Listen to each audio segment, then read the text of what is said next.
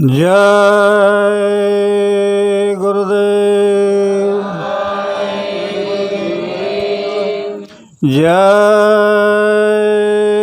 गुरुदेव। जय गुरुदेव नाम किसका? प्रभु का। जय गुरुदेव नाम किसका? प्रभु का। ये नाम नहीं इंसान का, ये नाम है भगवान का। तो प्रेम से बोलो जय गुरुदेव। जय गुरुदेव। जय गुरुदेव।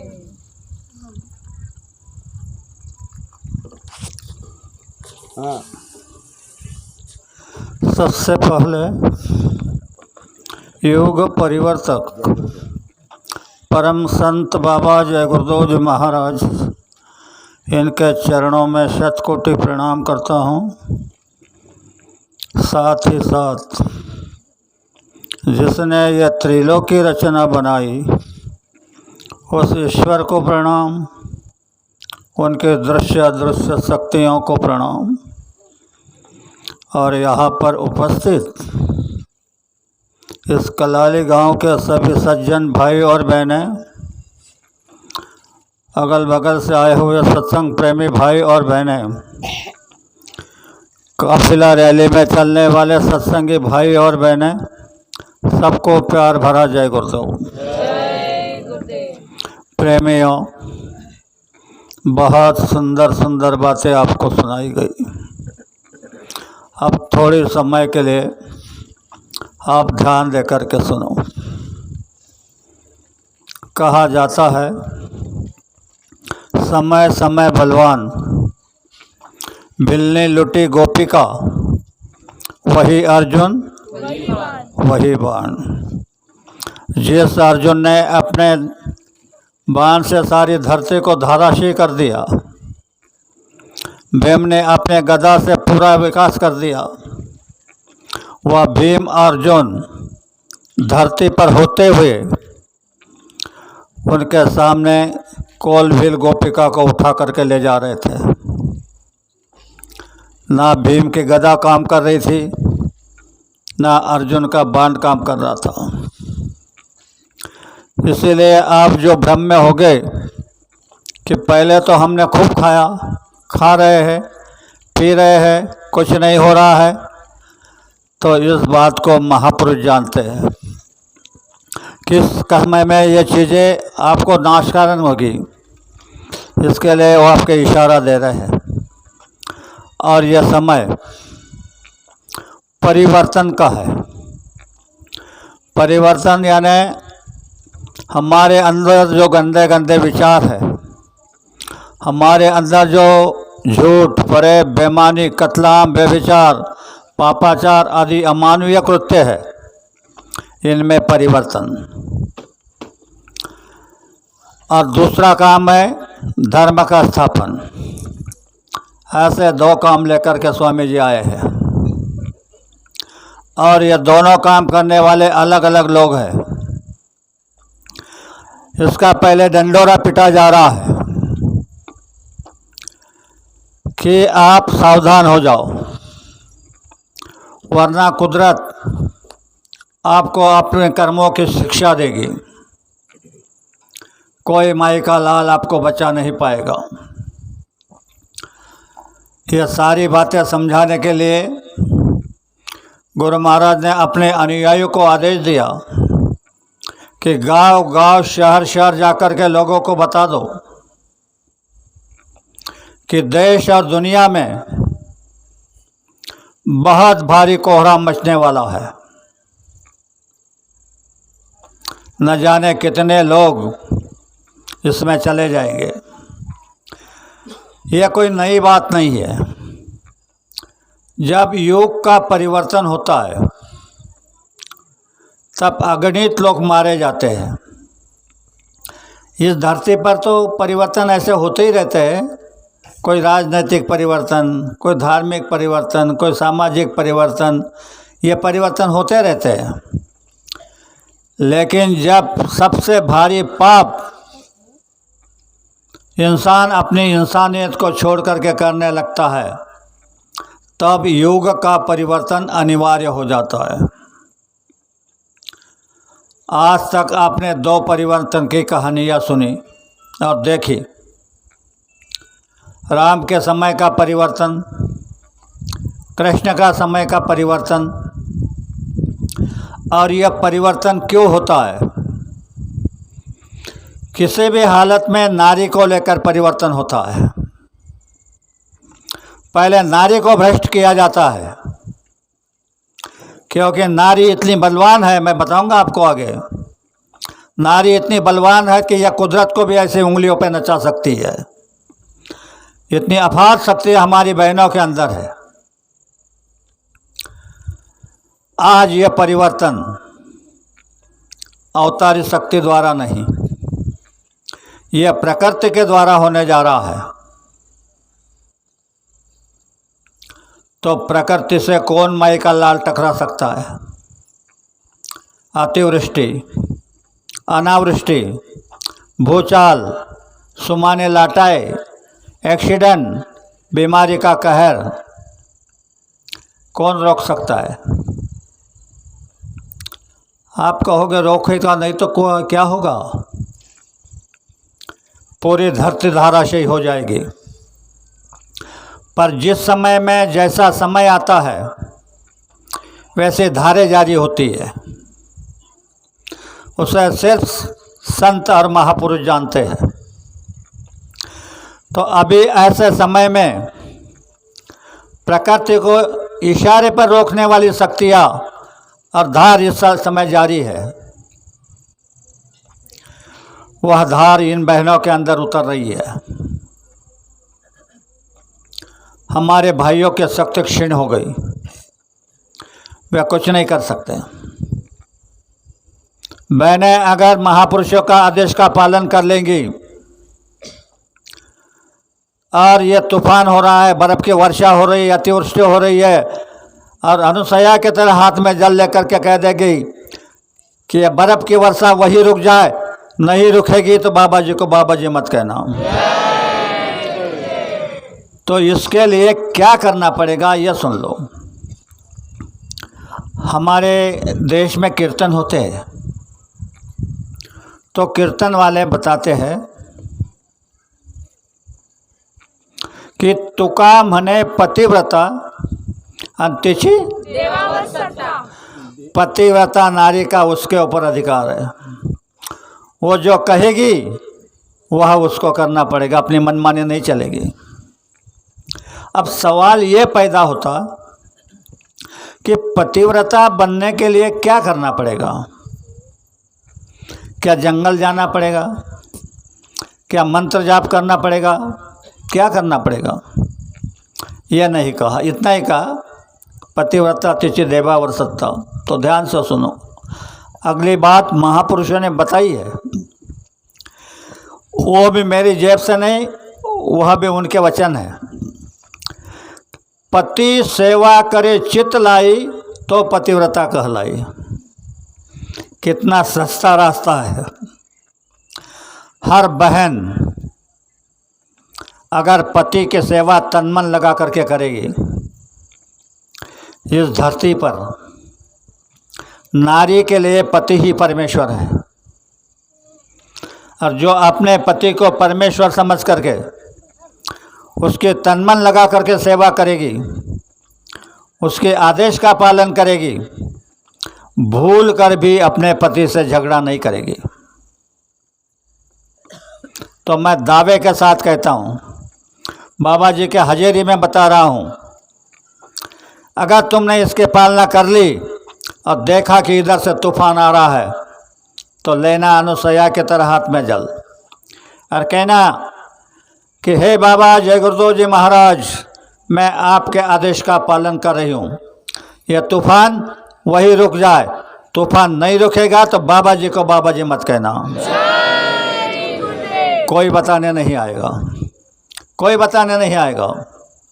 दूसरी एक बात जो इसमें अड़ंगा है, आज न जाने कितने रावण, कितने दुर्योधन भटक रहे हैं, वो तुम्हारे सतीत्व पर आघात करेंगे। तो आप अबला बना दिया आपको, अबला यानी बलहीन। तो अबला की रक्षा कौन करेगा? तो कोई भी राम धनुष बाण लेकर के नहीं आएगा, चिल्लाते रहो। कोई कृष्ण सुदर्शन लेकर के नहीं आएगा, आप चिल्लाते चिल्लाते मर जाओ।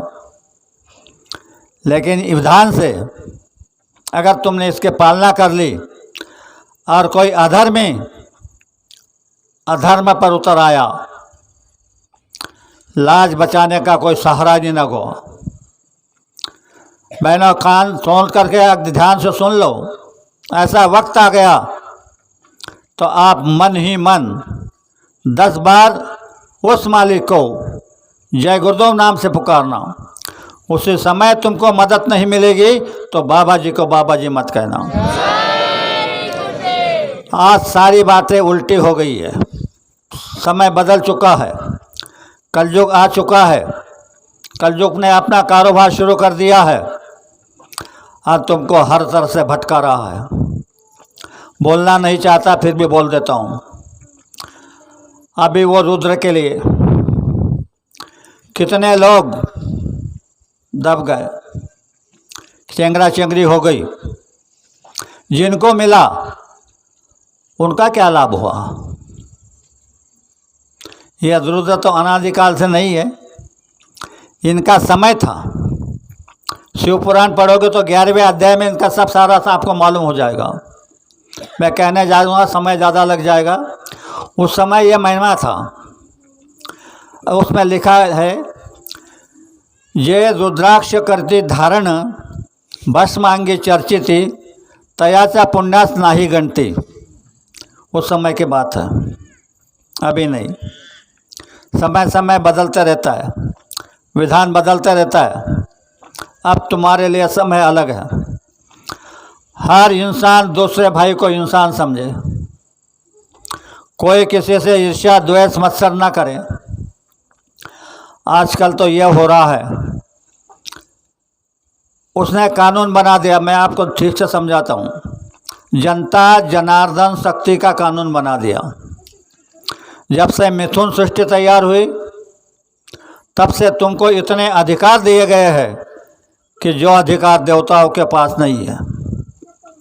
और महात्माओं ने इशारे पर बताया। हमारे देश के महात्मा अभी अभी जो कर चले गए, राज संत टुकड़ो जी महाराज, उन्होंने जब देखा त्रिकाल दृष्टि से तो कहने लगे कि कौन रहेगा इस दुनिया में। जब उन्होंने अपने आँखों से देखा तो कहने लगे कौन रहेगा इस दुनिया में, आओ कोई बताओ रे। सिलग रहा है सारा संसार धगक कर, जाओ कोई बुझाओ रे। सारे संसार में आग लगी है। संसार यानी 2 बच्चे, 1 बेटी, 1 पत्नी, यह संसार नहीं। संसार कितना बड़ा है सुनो। सिलग रहा है सारा संसार, कोई जाके बुझाओ रे। गगन मंडल में ज्वाला उफाड़े, यहाँ से गगन मंडल तक ज्वालाएं जा रही है। गगन मंडल में ज्वाला उफाड़े, सागर सिलग रहा है। सिलग रही हवा, भूमि और अग्नि, जाओ कोई बुझाओ रे।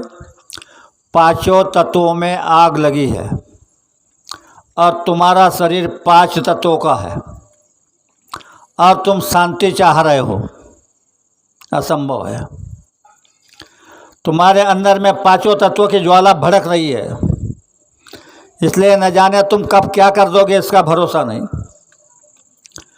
आगे कहा, चंदा, सूरज, नवगण तारा इस ज्वाला में खाक हुए। ये जो ज्वाला है जिसमें इनका भी पता नहीं लग रहा है, इस ज्वाला में खाक हुए। राम भी जल रहे, कृष्ण भी जल रहे, जाओ कोई बचाओ रे। आप कहोगे सत्संग कर रहे हो, क्या बता रहा हो? बात को अच्छी तरह सुनो, अर्थ गलत मत लगाना। राम जल रहे इसका मतलब राम एक वचनी, एक पत्नी, मर्यादा पुरुषोत्तम थे। अगर आप इस समय में राम बन जाओगे तो यह चतुर समाज आपको रगड़ देगा। इसलिए कहा कि राम भी जल रहे हैं और कृष्ण भी। तो कृष्ण ने क्या काम किया? एक तरफ से गुंडों का सफाया, जरासंध को बार बार छोड़ करके वो राक्षसों को लेकर आता था। 17 बार जरासंध से युद्ध किया, सबका सफाया कर दिया, यानी गुंडों को मार दिया। तुमने अगर इस समय कृष्ण बन करके किसी गुंडे को मार दिया तो मुकदमा चल जाएगा, फांसी हो जाएगी, यानी वो भी अब चलने वाला नहीं। तो इसलिए महात्मा समझा रहे कि चंदा सूरज नभ जाना नगन तारा ये ज्वाला में खाक हुए, राम भी जल रहे कृष्ण भी जल रहे, जाओ कोई बचाओ रे। ब्रह्मा विष्णु रुद्र और माया, इनका है था कहाँ यहाँ? अगर ब्रह्मा का, विष्णु का, रुद्र का और माया का था नहीं तो तुम्हारा हमारा कहाँ था लगेगा? उड़ जाओगे हवा में। ज्ञान ध्यान की गठरी छिल गई। हर व्यक्ति अपने ज्ञान का जरा अहम करता है। तुमने सारे किताब पुस्तकों का, ग्रंथों का अध्ययन कर लिया, कोई काम नहीं आएगा। ज्ञान ध्यान की गठरी छिल गई, जाओ कोई आजमाओ रे। और लास्ट में कहा टुकड़ा दास गुरु घर बोले, अच्छी तरह समझो। टुकड़ा दास गुरु घर बोले, आप में आप समाओ रे। तो आप ये जानोगे कि गुरु घर कहाँ है। पहले तो गुरु घर पर चाहिए। तो तुम्हारे भीतर अगर तुम साधना में बैठोगे तो गुरुपद है, अंतर में गुरुपद है, और उस गुरुपद पर असंख्य बाजे बज रहे हैं। उसमें से एक सोहंग सोहंग नाम का ध्वनि उमड़ रहा है। तो सारे बाजों को काट करके जब साधना में बैठेंगे सबकी आवाज़ आएगी। सबको काट करके अगर अपने इस आवाज़ को पकड़ा तो फिर जब आप एक धुन इसको पकड़ लिया तो बाद में जब देखोगे तो ये सारे पशु पंछी कीड़े मकोड़े, ये तुमको लगेगा कि ये मैं ही हूँ। जो जो नज़र पड़े सृष्टि पर मैं ही हूँ बतलावे। तो ये साधना संतों ने आपको दी है इस समय में। और साधना कभी भी एकांत में होती है। गुरु महाराज ने कहा कि गली के लोग, गांव के लोग शाम को मैदान में बैठना साधना के लिए। क्यों? साधना तो एकांत में होती है, पर समय क्या है ध्यान से सुनो। विनाशकारी शक्ति ने वादा किया है कि यदा यदा धर्मस्य ग्लानिर्भवति भारत अभ्युत्थानम अधर्मस्य तदात्मानं सुजाम्यहम् परित्राणाय सज्जनानां विनाशाय च दुष्कृतां धर्म संस्थापनार्थाय संभवामि युगे युगे। वह विनाशकारी शक्ति का वादा है कि मैं कलयुग में आऊँगा तो पहले अधर्म का उत्थान करूँगा। तो ये अधर्म पूरे विश्व के अंदर उत्थान हो रहा है, अभ्युत्थानम अधर्मस्य। और आगे कहा परित्राणाय साधु नाम। ध्यान से सुनना एक एक बात को। अगर गीता इसमें लिखा है भगवान ने कि परित्राणाय साधु नाम, यानी साधु की रक्षा करूँगा, तो अभी अभी अपने 5-6 साल पूर्व देखा कि बड़ी बड़ी जटा वाले, बड़ी बड़ी दाढ़ी वाले, जिनको संसार नहीं, ऐसे साधु झुंड के झुंड बह के चले गए। फिर यह वादा भगवान का झूठा है कि मैं साधु की रक्षा करूँगा। तो पहले साधु की व्याख्या समझो। दाढ़ी बाल का नाम साधु नहीं, नीले पीले वस्त्रों का नाम साधु नहीं। जो आत्म साक्षात्कार की साधना करता है उसे साधु कहते हैं। साक्षात्कार हुआ नहीं फिर भी साधना करता है उसे साधु कहते हैं। अब तुमको जो मैदान में बैठने के लिए कहा कि शाम को आप मैदान में साधना में बैठना है, तो वहाँ पार्लियामेंट में गुरु महाराज उस विनाशकारी शक्ति को दिखा रहे, तुम्हारा वादा है परित्राणाय साधु नाम, तो इनकी रक्षा भी तुमको करना है और विनाश भी तुमको करना है। अगर इस बंधन नहीं दिया जाता तो आज कर यह सारी धरती जल करके खाक हो जाती, क्योंकि हमने कर्म ही ऐसे कर दिए। तो संतों ने कितना बड़ा उपकार किया कि वह भी ये चिंता में आ गया कि आप किस तरह से परिवर्तन करना, कैसे संवार करना, कैसे जनता को मारना, तो काम प्रकृति को दे दिया। तो यह प्रकृति अतिवृष्टि क्यों हो रही है? आज का मानव नीति छोड़कर प्रणाली पर निगाह धरे, निष्दिन सोता विषयों में, पलना भजन में जाग सके, संतों की बातों को कोई नहीं माने, सभी गुनगुनाते हैं सदा फिल्में गाने, घर घर में हो रही नटियों की पूजा, यही हो रहा है उसी का नतीजा, कहीं कहीं एक बूंद ना बरसे पानी भर बरसात में। किसका परिणाम है? हमारे कर्मों का। एक बात आपके समझ में नहीं आ रही होगी कि घर घर में हो रही नटियों की पूजा, तो आपको मालूम है जब युद्ध होता है तो विवाह की रचना बनाई जाती है। द्वापर में युद्ध हुआ, चक्र विवाह की रचना हुई, कमल विवाह की रचना हुई, अनेक विवाह की रचना हुई।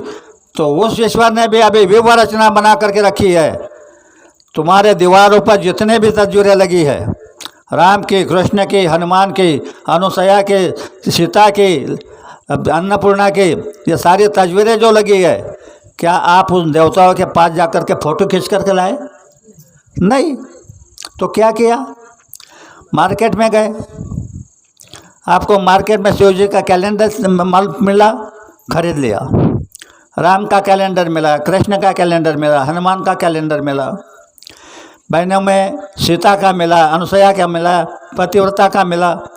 ये कैलेंडर लेकर के आए। तो ये कैलेंडर किसके है? जिस एक्टर ने राम का पात्र किया उसका कैलेंडर मार्केट में आ गया। यानी एक्टरों ने और नटियों ने जो पात्र किए वो कैलेंडर आ गए, वो तुम लेकर आए, दीवार पर लगा दिया और सवेरे आरती हो रही है। इसलिए कहा महात्माओं ने कि घर घर में हो रही नटियों की पूजा, तो यही हो रहा है, उसी का नतीजा। और कलयुग का विधान क्या है? कलयुग केवल नाम आधारा, दूसरा कोई आधार नहीं। कलयुग केवल नाम आधारा, सुमिर सुमिर नर से भव पारा। अरे अपने दीवार पर राम लिखो, कृष्ण लिखो, किसी भी देवता का नाम लिखो और उसकी आरती करो, नाम की आरती करो। ये कैलेंडर की आरती क्यों कर रहे हो? ये तो इसमें तो तुम धोखा हो रहा है। यह उसने चक्रव्यूह की रचना बना। और दूसरी चक्रव्यूह रचना तो आपको समझाता हूँ। मैं गांव शहर से जाता तो अच्छी तरह से निगाह करता हूँ। हमारी ये माता बच्चे को इतनी भद्दी गाली देती है,